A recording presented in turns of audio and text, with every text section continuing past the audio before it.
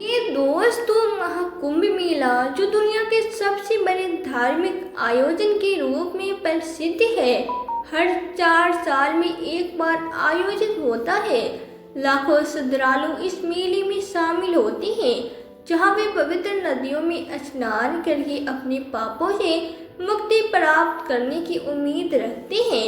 लेकिन महाकुंभ केवल एक धार्मिक आयोजन नहीं, बल्कि एक समय है जब तीव्रता और रहस्य के साथ एक गहरा संबंध स्थापित होता है। और विशेष रूप से महाशिवरात्रि जो इस मेले के अंतर्गत आती है, उस समय एक अद्वितीय और दिव्य घटना घटी जो श्रद्धालुओं के मन में एक अमिट छाप छोड़ गई। महाकुंभ मेला जिस दिन महाशिवरात्रि आई, एक अद्भुत उत्सव के रूप में बदल चुका था। संगम तट पे हर ओर भक्तों की भीड़ थी। प्रत्येक व्यक्ति भगवान शिव की उपासना में लीन था। रात्रि का समय था और आकाश में अजीब सी तीव्रता फैलने लगी थी। लोग इसे देखकर चकित हो गए। कुछ ने इसे एक दिव्य संकेत माना, तो कुछ ने इसे भगवान शिव की उपासना का आशीर्वाद माना। संगम तट पर स्थित एक छोटे से आश्रम में एक साध्वी जया ध्यान में बैठी हुई थी। कोई नहीं जानता था कि जया कौन है और कहां से आई है, लेकिन उसकी उपस्थिति में एक अनूठी शांति फैली हुई थी। जब भी जया गंगा के जल में स्नान करते, जल की लहरें अपने आप शांत हो जाती। उसकी आंखों में एक ऐसा तेज था जैसे वह किसी उच्च शक्ति से जुड़ी हुई हो। महाशिवरात्रि की रात जब जया संगम में स्नान कर रही थी, कुछ अद्भुत हुआ। जल में अचानक स्वर्णिम आभा फैलने लगी और जया के हाथों से जल छूने पर वह और भी चमकने लगा। श्रद्धालु देखते रह गए। इस चमत्कारी दृश्य को देखकर एक वृद्ध संत ने कहा, यह कोई साधारण घटना नहीं है, यह शिव की लीला का संकेत है। जैसे ही यह दिव्य घटना घटित हो रही थी, आकाश में एक तेजस्वी प्रकाश फैल गया। वो प्रकाश धीरे धीरे भगवान शिव और माता पार्वती के रूप में प्रकट हुआ। आकाश में दिव्य स्वर गूंजने लगे। भगवान शिव ने कहा, यह वह समय है जब मैं अपनी 5वीं अमृत की बूंद का रहस्य प्रकट करूंगा। यह बूंद केवल उन भक्तों के लिए होती है जो अपने दिल से मुझे समर्पित है। माता पार्वती ने अपनी शांति में कहा, यह अमृत केवल सच्चे भक्तों के लिए ही होगा और इसे केवल भक्ति और तपस्या के बल से प्राप्त किया जा सकता है। यह रहस्य सुनकर सभी भक्तों के मन में एक नई जिज्ञासा उत्पन्न हुई। लोग समझ गए कि महाकुंभ के इस पवित्र दिन पर कोई बड़ा रहस्य उजागर होने वाला है।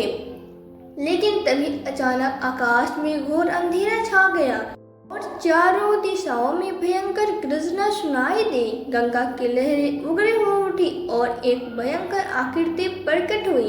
यह आकृति कोई साधारण आकृति नहीं थी, बल्कि यह महादैत्य वृक्ष केतु था।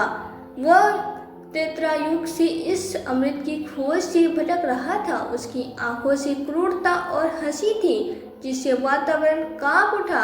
वृक्ष केतु ने घमंड से घोषणा की, यह अमृत अब असुरों का होगा। भगवान शिव ने हमें इसे कभी नहीं दिया, लेकिन अब हम इसे प्राप्त करेंगे।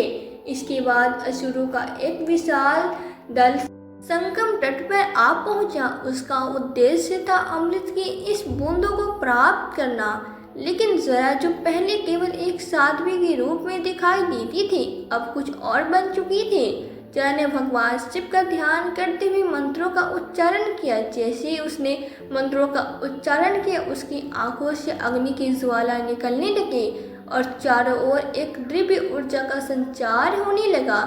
अब वो केवल साध्वी नहीं थे, बल्कि देवी शक्ति का अवतार बन चुके थे। वृक्ष केतु ने अपनी पूरी शक्ति से जया पे हमला किया, लेकिन जया ने उसे रोक दिया। उसने वृक्ष केतु को अपनी शक्ति से आकाश में फेंक दिया और कहा, धर्म की रक्षा के लिए मैं यहाँ हूँ। यदि यह अमृत असुरों के हाथों में गया तो संसार में अराजकता फैल जाएगी। एक भयंकर युद्ध शुरू हुआ। असुरों और देवी के बीच युद्ध का मैदान बना।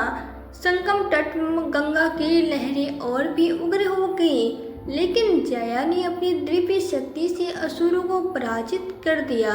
उसने अमृत की बूंद को सुरक्षित कर लिया और उसे गंगा के जल में विलय कर दिया। जब भगवान शिव और माता पार्वती ने यह दृश्य देखा तो वे जया की शक्ति और तपस्या से अभिभूत हो उठ गए। भगवान शिव ने कहा, जया, तुमने अपनी परीक्षा पूरी कर ली। अब यह अमृत दिव्य लोक में जाएगा जहाँ से कोई इसे चुरा नहीं सकता। माता पार्वती ने कहा, तुम्हारा कार्य अभी खत्म नहीं हुआ है। तुम्हें अब इस धरती पे भक्ति का संदेश फैलाना होगा। जया ने भगवान शिव के आदेशों को स्वीकार किया और अपना सिर झुका लिया। उसके बाद उसने अमृत की बूंद को गंगा के जल में विलीन कर दिया। जैसे वो बूंद गंगा में मिल गई, जया का शरीर दिव्य प्रकाश से नहा गया और वो धीरे धीरे अमरवत की ओर बढ़ी। उसकी आत्मा शिवलोक की ओर प्रस्थान कर गई।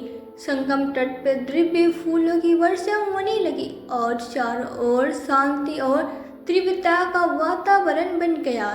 श्रद्धालु समझ गए कि यह एक अद्वितीय और चमत्कारी घटना थी जिसे वे कभी नहीं भूल सकते थे। जया का दिव्य रूप अब हर किसी की यादों में बसा हुआ था और महाकुंभ के इस दिन को इतिहास में दर्ज कर दिया गया था।